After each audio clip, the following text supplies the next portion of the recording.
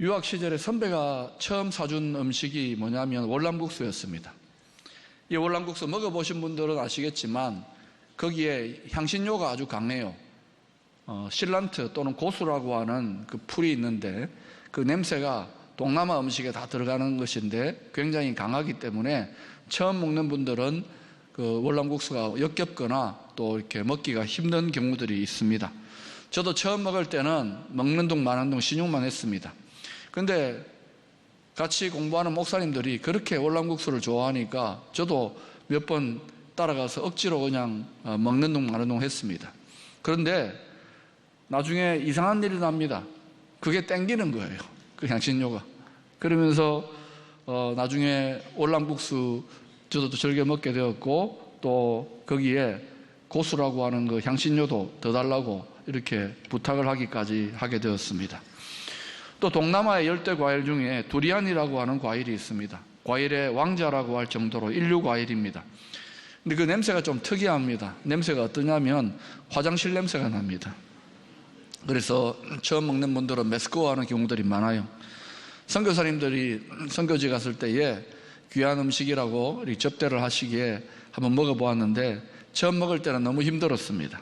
그런데 몇 번 먹고 나니까 이게 정말 과일의 왕자구나 하는 것을 알 정도로 그 맛을 즐기게 되었습니다. 자, 여기에 교훈이 있습니다. 입맛 얼마든지 달라질 수 있다는 것입니다.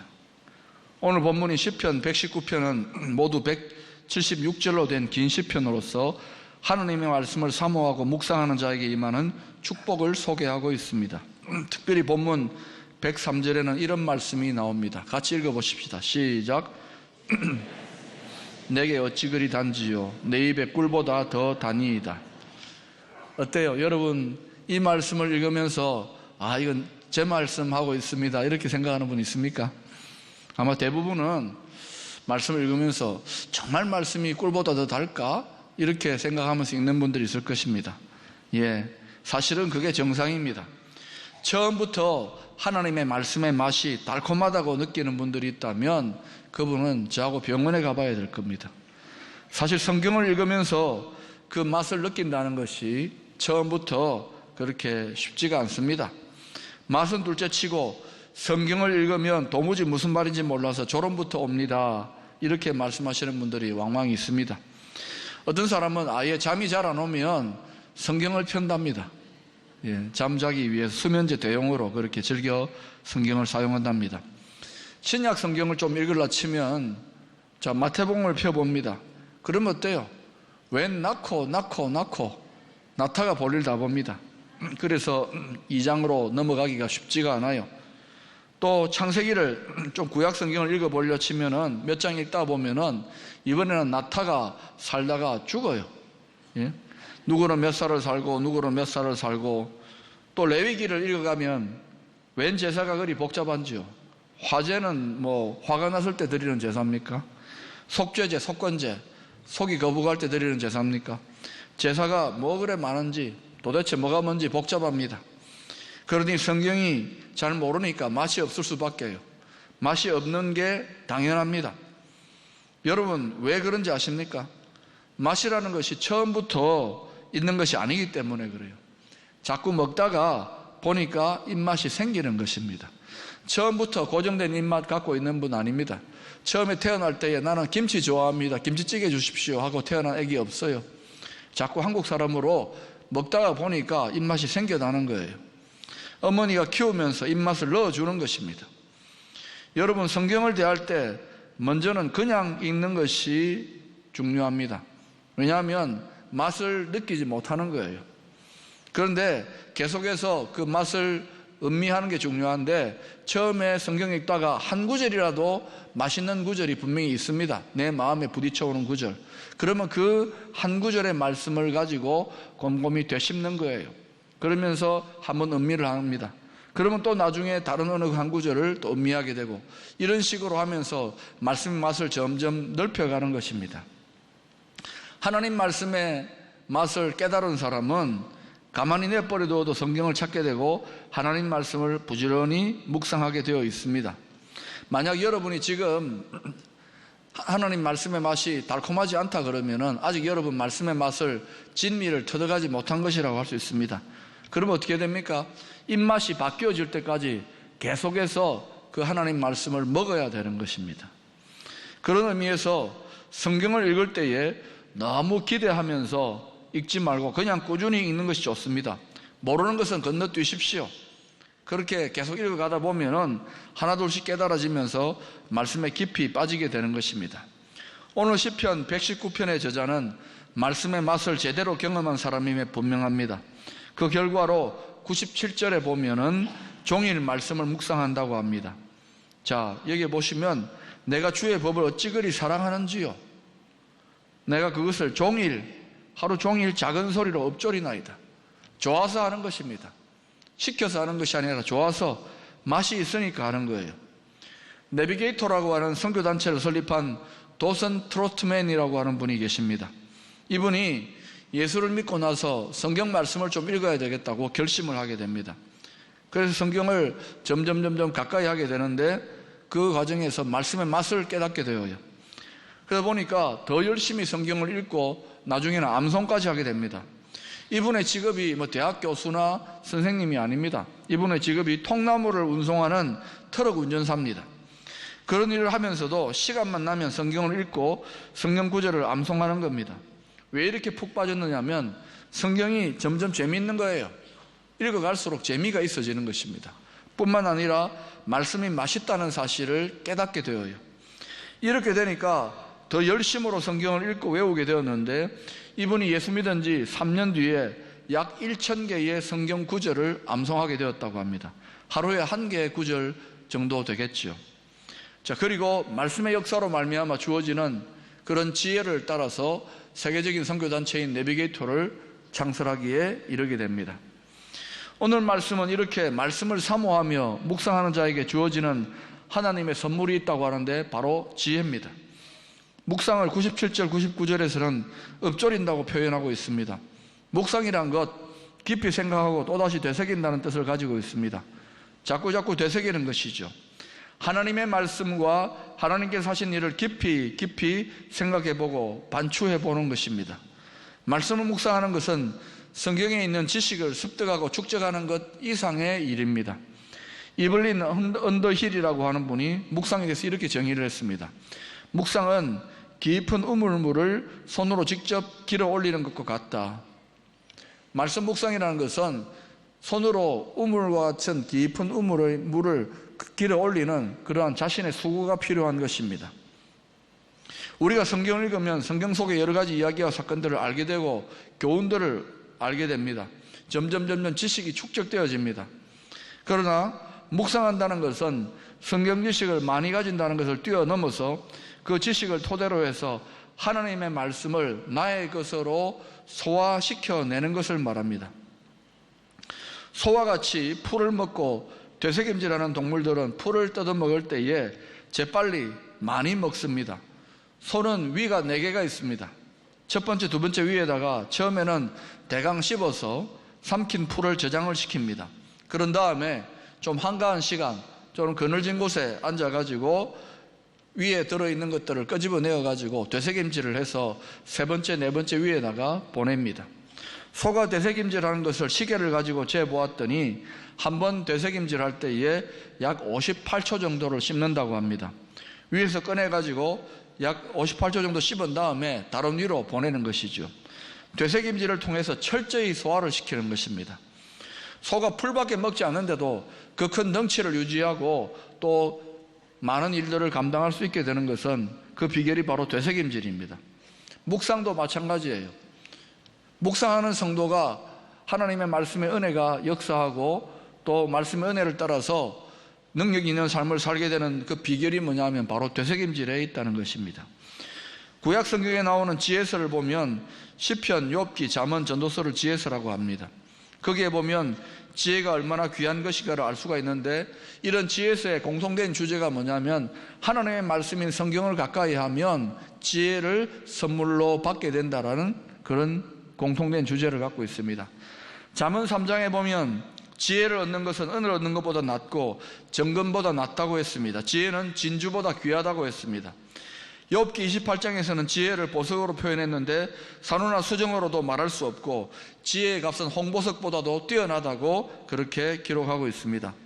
이 세상에서 제일 큰 보화는 지혜라는 것입니다. 지혜의 가치는 측량할 수 없는 것입니다. 오늘 우리가 읽은 시편 119편의 말씀 역시 하나님 말씀인 성경을 가까이 할 때에 주어지는 선물이 바로 지혜라고 합니다. 오늘날로 바꾸어 말하면 이 성경 말씀, 이 하나님의 율법은 성경을 말합니다. 성경을 가까이 했더니 하나님께서 지혜롭게 하셨는데 오늘 본문은 그 지혜가 크게 세 가지 차원의 탁월성을 갖고 있다고 이야기합니다. 먼저는 98절을 한번 보겠습니다. 98절 여러분이 한번 읽어보겠습니다. 시작. 주의 계명이 항상 나와 함께하므로 그것들이 나를 원수보다 지혜롭게 하나이다. 원수들을 능가하는 지혜를 얻게 된다고 합니다. 원수의 지혜는 무엇을 의미합니까? 원수들은 어떻게 해서든지 상대를 넘어뜨리고 해하려고 가진 술책과 불의를 꾸밉니다. 악한 꾀를 가진 사람들을 말합니다. 웬만한 사람은 그 원수의 지혜를 당할 수가 없습니다. 왜냐하면 밥만 먹고 상대방을 넘어뜨릴 지혜를 강구하기 때문에 그래요. 제가 주중에 재미있는 일을 경험했습니다. 보이스피싱을 경험한 거예요. 그 뻔한 일이라고 생각해서 방심을 했는데 계속해서 전화를 이렇게 받아보니까 상당히 설득력이 있어요. 한참을 끌려 들어가다가 이거 뭔가 좀 이상해요. 그래서 뭐 자꾸 따져 물으니까 나중에 욕을 하고 끊습니다. 그런데 참 저 사람도 참 고생한다. 상대방 속여먹기 위해서 얼마나 연구를 많이 하는지요. 악한 꾀를 갖고 있는 거예요. 웬만해서는 분별하기가 참 힘듭니다. 하나님의 말씀을 가까이 했더니 하나님이 나와 함께 하셔서 원수보다 더 지혜롭게 하신다고 합니다. 원수의 올무와 꾀에서 벗어나게 하겠다고 하십니다. 하나님의 말씀을 묵상할 때 주시는 통찰력으로 원수의 악한 꾀를 우리 모두 이길 수 있기를 축원합니다. 두 번째로 99절을 봅시다. 내가 주의 증거들을 늘 읊조림으로 나의 명철함이 나의 모든 스승보다 나으며 그랬습니다. 일반적으로 스승의 지혜는 이 세상의 여러 지식들을 말합니다. 하나님의 말씀을 묵상했더니 세상의 지혜를 뛰어넘는다는 겁니다. 세상의 복잡한 사건 속에서도 하나님 주신 지혜로 인하여 정확하게 이해하고 밝은 통찰력을 가지게 되었다는 것입니다. 그래서 스승보다 명석해진다는 것입니다. 세 번째로 100절을 보십시다. 주의 법도들을 지킴으로 나의 명철함이 노인보다 나으니이다. 인생들을 오래 산 노인들은 경험을 통하여 선하고 악함을 분별하는 지혜가 있습니다. 우리가 어른 말씀을 들으면 자다가도 떡이 생긴다는 말처럼 어른들의 지혜는 오랜 경험을 통하여 터득한 보물이기에 그 명철을 존중할 때에 우리에게 유익이 있는 것입니다. 잠언 20장 29절에 이런 말씀이 나옵니다. 젊은 자의 영화는 그의 힘이요 늙은 자의 아름다움은 백발이니라 그랬습니다. 영국의 윌리엄 4세가 있었는데 이 왕이 갑자기 죽습니다. 그래서 그날 밤에 전격적으로 처녀가 왕으로 간택함을 받습니다. 이때의 나이가 몇 살이냐면 18살입니다. 처녀라기보다는 소녀에 가깝죠. 그 그녀가 왕이 되었다는 소식을 듣자마자 즉시 무릎을 꿇고 이런 기도를 드립니다. 주님, 제가 이 나라의 여왕으로 택함을 받았는데 이제부터 하나님의 말씀으로 정치를 할 수 있도록 도와주시옵소서 하고 기도하게 됩니다. 그리고는 왕이 되어서도 모든 일을 하나님의 말씀을 읽고 기도하면서 결정하게 됩니다. 하나님 주시는 지혜를 가지고 정치를 합니다. 이 여인의 이름이 바로 빅토리아 여왕입니다. 그런 64년 동안 왕위에 있었습니다. 영국의 번영, 해가 지지 않는 나라라고 하는 별명을 얻은 이 영국의 번영은 빅토리아 여왕 시대 때 성취한 것입니다. 지금은 영국이 휘청휘청거리지만 이 빅토리아 여왕 때만 해도 세계를 호령했던 나라입니다. 한 번은 인도의 왕자 한 사람이 찾아와서 그렇게 정치를 잘하는 비결이 무엇이냐고 물으니까 여왕이 성경을 펴들고 바로 이 성경 때문입니다 라고 이야기했답니다. 여러분, 지혜는 세상의 책에 있지 않습니다. 성경에 있습니다. 가장 지혜로운 하나님의 말씀이 성경을 읽을 때에 하나님이 지혜를 주십니다. 성경을 묵상할 때에 세상을 이기며 나아갈 지혜가 생깁니다. 성경 말씀을 지킬 때에 승리하며 살아갈 수 있는 지혜를 얻게 됩니다. 여러분 중에 그동안 세상 일에 바빠서 성경을 가까이 하지 못했던 분들이 있다면 오늘 하나님 말씀의 진리를 확신하면서 다시 한 번 더 말씀으로 돌아가기를 축원합니다. 인터넷이나 TV나 신문을 가까이 하지 마시고 먼저 성경을 가까이 하시기를 바랍니다. 절망이나 근심과 염려를 묵상하지 마시고 먼저 말씀을 묵상하시기를 바랍니다. 세계적으로 가장 뛰어난 민족을 들라고 하면 유대 민족을 우리가 들 수 있을 것입니다. 그 민족이 뛰어난 이유를 여러 가지로 조사를 하고 연구를 한 결과들이 나왔는데 그 중에 그 탁월성의 가장 중요한 비밀 중에 하나가 교육이랍니다. 근데 어떤 교육을 받느냐? 어린 시절에 자녀 교육, 조기 교육에서 성패가 나는데 다른 세상의 모든 자녀 교육이나 조기 교육보다도 없는 것이 하나 있는데 바로 수직적인 하나님의 말씀인 성경 말씀을 가까이 하는 습관을 들인다는 것입니다. 여러분, 세상의 모든 교육 발달되어 있습니다. 그런데 그 교육은 전부 다 수평적인 지식입니다. 상대적인 지식을 가르쳐요. 그런데 유독 유대민족은 수직적인 계시적인 하나님 말씀의 지식을 가르칩니다. 그 기둥 위에 수평적인 지식을 쌓기 때문에 세상의 민족들이 당할 수가 없다는 것입니다. 여러분이 자녀를 사랑하신다면 어린 시절부터 자녀들에게 하나님의 말씀, 다시 말하면 수직적인 계시적인 지식의 말씀을 가르치기를 힘쓸 수 있기를 축원합니다. 유명한 신학자 칼 바르트는 이런 말을 했습니다. 하나님이 성령 안에서 우리를 기다리고 계신다. 내가 성경을 읽어 나가노라면 성경이 나에게 말씀을 해옵니다. 우리는 그것을 듣는 것입니다. 다 이해하려고 하지 마십시오. 66권 다 몰라도 괜찮습니다. 구구절절히 다 알아야 되겠다고 하지 마십시오. 말이 되느니 안 되느니 비판하지 마십시오. 그대로 온유하고 겸손한 태도로 마음을 열고 읽으시기를 바랍니다. 그대로 읽어 나가노라면 성경 안에서 성경을 통해서 나에게 말씀하시는 하나님의 말씀을 듣게 될 것입니다. 성경 자체가 우리의 마음을 열고 우리를 변화시키게 됩니다. 마음의 혁명을 일으키게 됩니다. 계속 읽어가면 성경이 나를 사로잡고 성경이 나에게 말씀하시는 것들을 경험하게 될 것입니다. 존 메가더 목사님이란 분이 이런 말씀을 하셨습니다. 성경에 대한 무지는 우리 개인을 약하게 만들고 우리 교회를 병들게 하며 우리의 간정을 무력하게 만들고 결국 복음의 진보를 가로막게 됩니다. 성경을 읽는 것 외에는 대안이 없습니다. 성경 읽는 것에 전적으로 헌신해야 됩니다. 거기서 모든 것이 시작되기 때문입니다. 이 유명한 목사님이 성경 읽는 것에서 모든 것이 시작된다고 이야기합니다. 그게 기본이에요, 기본. 그런데 기본이 항상 힘든 것입니다. 목사들도, 저와 같은 목사들도 성경 읽는 것이 쉽지가 않아요. 왜? 이런저런 일들 하다 보면은 우선순위가 뒤처집니다.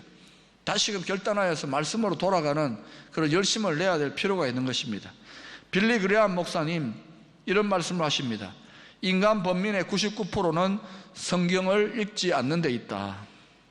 우리가 주일날 한번 설교 듣는 것으로 우리의 영혼을 만족시킬 수가 없습니다. 그렇기 때문에 성경을 읽어야 됩니다. 아니, 성경 읽는 것을 더 넘어서서 성경이 나의 호흡이 되고 나의 생명과 양식이 되도록 하기 위해서는 성경을 깊이 되새김질하며 묵상해야 되는 것입니다.